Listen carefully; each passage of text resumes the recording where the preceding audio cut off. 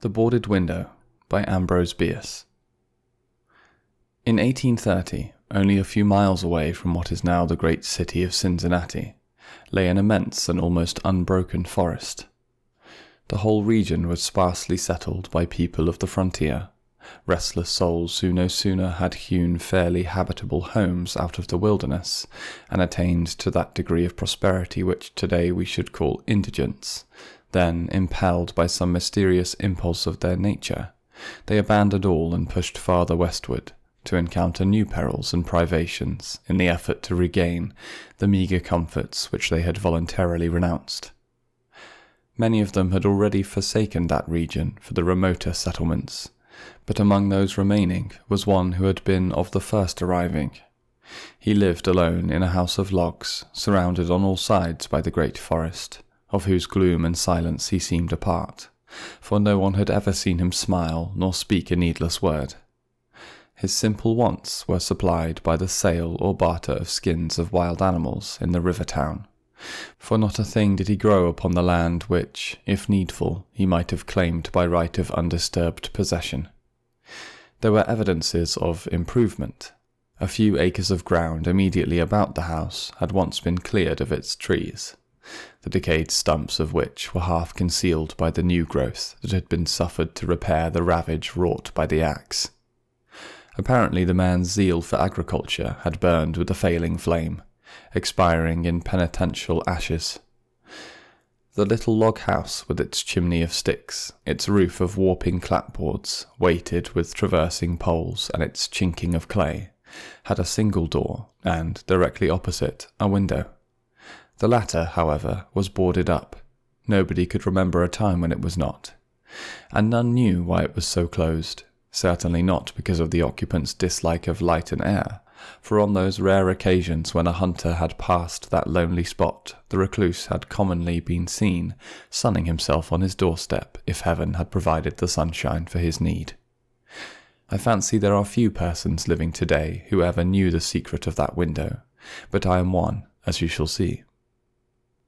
The man's name was said to be Murlock. He was apparently 70 years old, actually about 50. Something besides years had had a hand in his aging. His hair and long full beard were white, his grey lustreless eyes sunken. His face singularly seamed with wrinkles which appeared to belong to two intersecting systems. In figure he was tall and spare, with a stoop of the shoulders, a burden-bearer. I never saw him. These particulars I learned from my grandfather, from whom also I got the man's story when I was a lad. He had known him when living nearby in that early day. One day Murlock was found in his cabin dead. It was not a time and place for coroners and newspapers, and I suppose it was agreed that he had died from natural causes, or I should have been told and should remember. I know only that, with what was probably a sense of the fitness of things, the body was buried near the cabin, alongside the grave of his wife, who had preceded him by so many years that local tradition had retained hardly a hint of her existence. That closes the final chapter of this true story, excepting, indeed, the circumstance that many years afterward, in company with an equally intrepid spirit, I penetrated to the place and ventured near enough to the ruined cabin to throw a stone against it and run away to avoid the ghost which every well-informed boy thereabout knew haunted the spot.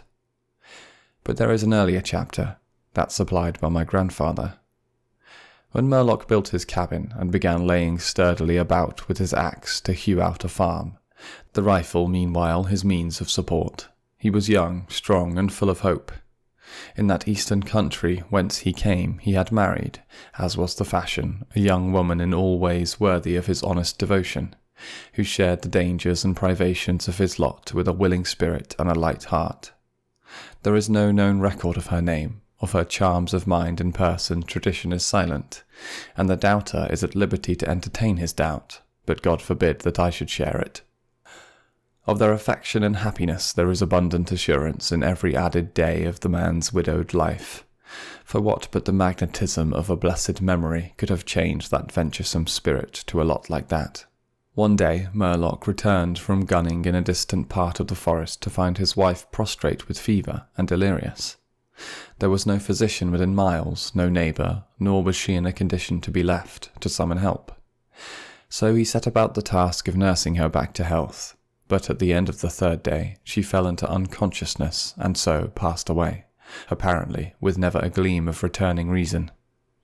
From what we know of a nature like this, we may venture to sketch in some of the details of the outline picture drawn by my grandfather. When convinced that she was dead, Murlock had sense enough to remember that the dead must be prepared for burial. In performance of this sacred duty he blundered now and again, did certain things incorrectly, and others which he did correctly were done over and over. His occasional failures to accomplish some simple and ordinary act filled him with astonishment, like that of a drunken man who wonders at the suspension of familiar natural laws. He was surprised, too, that he did not weep, surprised and a little ashamed. Surely it is unkind not to weep for the dead. "Tomorrow," he said aloud, "I shall have to make the coffin and dig the grave, and then I shall miss her, when she is no longer in sight. But now she is dead, of course. But it is all right. It must be all right, somehow.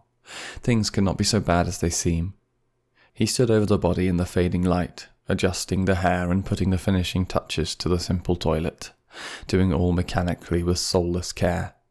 And still through his consciousness ran an undersense of conviction that all was right, that he should have her again as before, and everything explained. He had had no experience in grief, his capacity had not been enlarged by use. His heart could not contain it all, nor his imagination rightly conceive it. He did not know he was so hard struck. That knowledge would come later, and never go. Grief is an artist of powers as various as the instruments upon which he plays his dirges for the dead, evoking some of the sharpest, shrillest notes, from others the low, grave chords that throb recurrent, like the slow beating of a distant drum. Some natures it startles, some it stupefies. To one it comes like the stroke of an arrow, stinging all the sensibilities to a keener life. To another as the blow of a bludgeon, which in crushing benumbs. We may conceive Murlock to have been that way affected, for, and here we are upon surer ground than that of conjecture, no sooner had he finished his pious work than, sinking into a chair by the side of the table upon which the body lay, and noting how white the profile showed in the deepening gloom, he laid his arms upon the table's edge and dropped his face into them, tearless yet unutterably weary.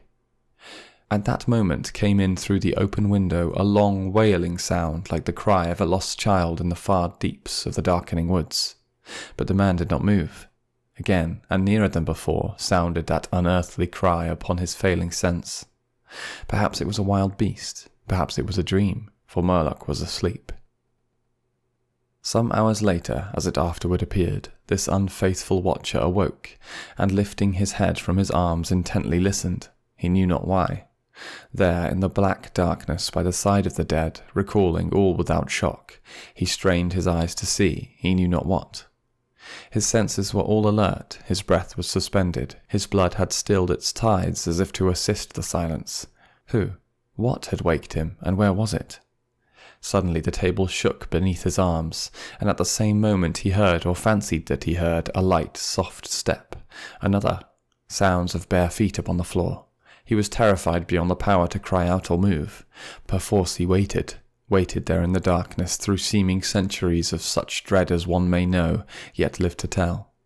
He tried vainly to speak the dead woman's name, vainly to stretch forth his hand across the table to learn if she were there.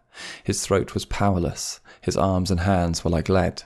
Then occurred something most frightful. Some heavy body seemed hurled against the table with an impetus that pushed it against his breast so sharply as nearly to overthrow him, and at the same instant he heard and felt the fall of something upon the floor with so violent a thump that the whole house was shaken by the impact. A scuffling ensued, and a confusion of sounds impossible to describe. Murlock had risen to his feet. Fear by excess forfeited control of his faculties. He flung his hands upon the table. Nothing was there! There is a point at which terror may turn to madness, and madness incites to action. With no definite intent, from no motive, by the wayward impulse of a madman, Murlock sprang to the wall, with a little groping seized his loaded rifle, and without aim discharged it. By the flash which lit up the room, with a vivid illumination, he saw an enormous panther dragging the dead woman toward the window, its teeth fixed in her throat. Then there were darkness blacker than before, and silence, and when he returned to consciousness the sun was high and the wood vocal with songs of birds. The body lay near the window, where the beast had left it when frightened away by the flash and report of the rifle. The clothing was deranged, the long hair in disorder, the limbs lay anyhow. From the throat, dreadfully lacerated, had issued a pool of blood not yet entirely coagulated. The ribbon with which he had bound the wrists was broken, the hands were tightly clenched. Between the teeth was a fragment of the animal's ear.